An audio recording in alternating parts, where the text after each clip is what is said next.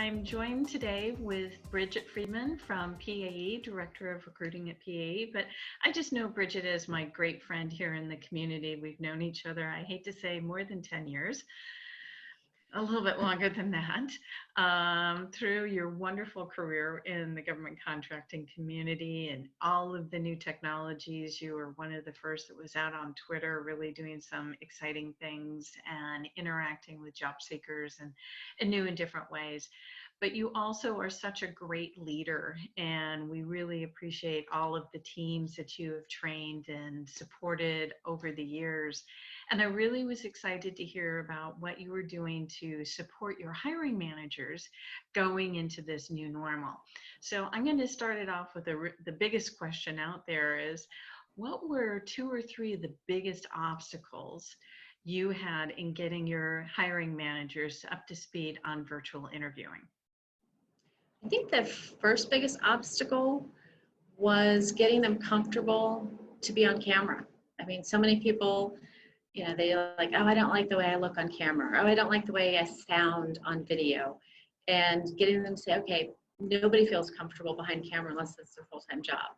So getting them used to having those conversations on camera. I think the second thing is getting them prepared to make sure that all their equipment was working before they went into an interview. Make sure the speakers are working, make sure that the camera was on, make sure that they had a plain background behind them and not something that was, maybe politically, opposing sides, it's like polarizing something behind them. So it's just making sure everything was where you would want it to be if they were in the office having a face-to-face interview. I mean, was there a cultural change with any of this or a cultural challenge? It has been a huge cultural shift for a lot of the managers. A lot of the managers want to meet the people in person. And before, when we'd ask them to have a phone interview or a Skype interview or a Zoom interview, they would say, no, they have to come down to the office in DC and interview with us. And the candidates may be working out in, Brambleton, Virginia, or someplace far away, and that's a long haul for an interview, and then finding, a place to park, and then not even knowing if they're getting a job. So culturally, it's been a challenge because they definitely wanted that face-to-face, but now that they've gotten into it, I think they're really embracing it, and I think it might become the new normal for at least the first interview. Great. So what kind of support do you provide as the recruiting team to the hiring managers as far as, I know you would brief hiring managers before candidates would come in. Is there any other change, or what is the support you provide hiring managers as the candidates move to that next step? What we do is we work with the candidates one-on-one to make sure the candidates know how to work their equipment as well, because we want both sides to have very positive interview interactions. So we have a little cheat sheet we send to the candidates. We then work with the hiring managers to make sure that they're on time for their interviews and that they have that same interactions that they would have in person. It's just via camera. Those are the things that we've been preparing. And also we help them with questions, because sometimes they're like, how do I ask somebody a question? It's like, it's the same as in person. Ask questions based on what they're supposed to be doing. So have there been one-on-one trainings, or have you done group trainings? I know that you put together really great tip sheets and sort of walk through everything for your hiring managers, but have you done any group trainings or one-on-one trainings?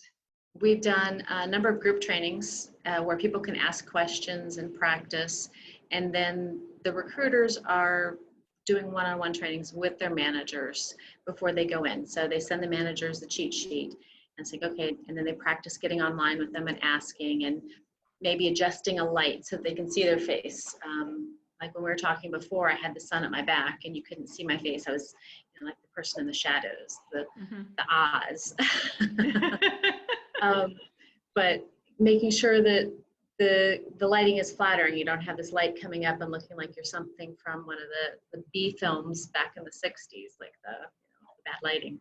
So those are just little tips and tricks, and making sure that you're at least dressed professionally from the waist up. So have you done any check-ins with candidates after the meetings with the hiring manager to one, ask them how it went, but really sort of delving into, did they feel more comfortable or uncomfortable in the virtual interviewing process? I haven't done that yet. We're working on a survey that we want specific feedback for. Some of the candidates have called back, and the recruiters said, "Oh my God, that was a great interview," and then they'll go to the next step. So we've even been having executive level interviews with this, virtual interviewing, and those have been going really well. So I've been getting really positive feedback from the candidates as well as the hiring managers. Great. So anything else that you would want to pass on to other recruiting managers, recruiting leadership as to how to embrace the new technology and getting the candidates through the pipeline quickly? Well, if I give them my secrets, then I don't get to hire all the people. No, honestly, I want everybody to be successful because obviously one company can't hire everybody. But my biggest tip would be listen, be empathetic and supportive, but push so that they will get on camera and so the candidate can see who is behind, the person in the shadows, because it makes the candidate feel like, they're there, they're in an interview and that you care. So that's same type of things you do for an in-person interview. Sounds awesome. Well, Brigit, thank you so much, and we look forward to seeing your team on future webinars.